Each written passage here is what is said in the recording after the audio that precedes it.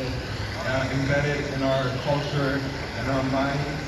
And it's really hard because you have to understand for a person like me coming out and going down the street and having to deal with that.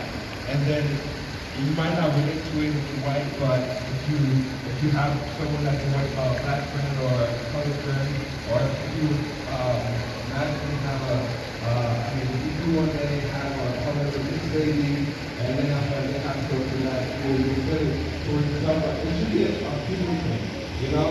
We're all one people, it's a human race, we're all one together. I think that a lot of the future, I think a lot of the values have been made black culture, you know, that has made like different kinds of music. I think of now we're going to have to make it white culture. So it's really, it's united in one thing, and we're going to check some things and stay real quick, you know. Black lives matter, where? Black lives matter, where? Let me just take a listen quick. We're going to get some more on stage. Thank you.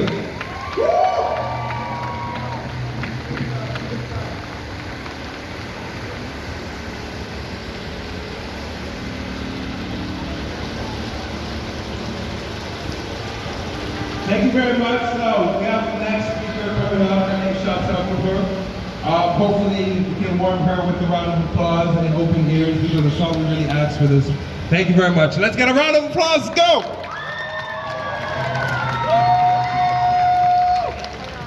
Thank you so much. As the brother said, my name is Chantel Krupka. It's okay, you said it. It's all good. And I'm very, very lucky to be standing here today. I'm very blessed to be standing here today. Because on Mother's Day of this year, the police had other plans for me. And an officer named Valerie Briffa shot me in my torso while I was lying on my back after being tased.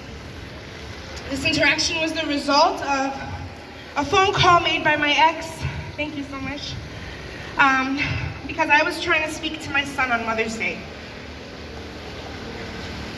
The police came to my house with a preconceived notion. They came to my house ready for war. And this is how they approach our people. You know, and it doesn't just happen like this, it happens in smaller instances. I mean, the other day I was with the organization that I'm working with, Mountain People's Movement, and there was an accident that occurred. The police came to it. It was a black couple that was in the car, and immediately they're looking to criminalize the couple instead of rendering aid, instead of rendering comfort. This is the lack of compassion that is continuously demonstrated to our community. My mom taught me that there's good and bad in every race, and that's a fact. But for a very long time, the system has demonized people of color, and that is also a fact. And this is why we're here today. It's important to understand that the system is not something that we can trust. It's not a body that we can trust. They're here for themselves, they're here for money, they're not here for the people. We, the people, need to be here for ourselves. It is on us to protect our communities. The police don't prevent crime, they react to it. Okay? They don't make our community safer. They come in and they demonize us and they react and they cause problems that are not even there. It is on us. It is on us to protect our own, to educate our own. All right? Because at the end of the day, there are way more of us than there are police officers. So imagine if we all stood united. Imagine if we all said, your guns are not welcome here on our blocks. Imagine if we said, no, you are not entering this home. You are not seeing to this matter. Our community's got it. What could they do? What could they do? The power is within us. All power to the people. All power to the people. Know that. We all have the power right here to save lives. We don't need to rely on them. We have a family here today who lost their son, right? And the thing is, what's sad is that society doesn't care, because as soon as police mention drugs, as soon as the police criminalize us in some way, all of a sudden that life didn't matter as much anymore.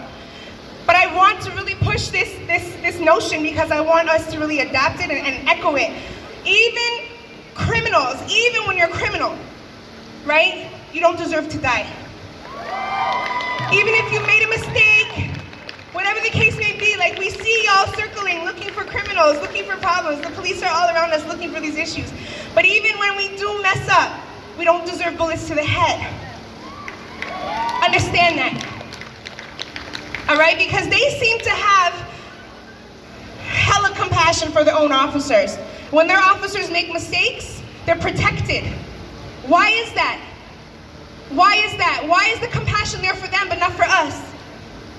Why is it that there are whole entire agencies built specifically to protect officers? Why? But not us. It doesn't make sense. And the only way to combat it is unity, is knowledge, and is unity. And what we're doing right here is beautiful. It's beautiful.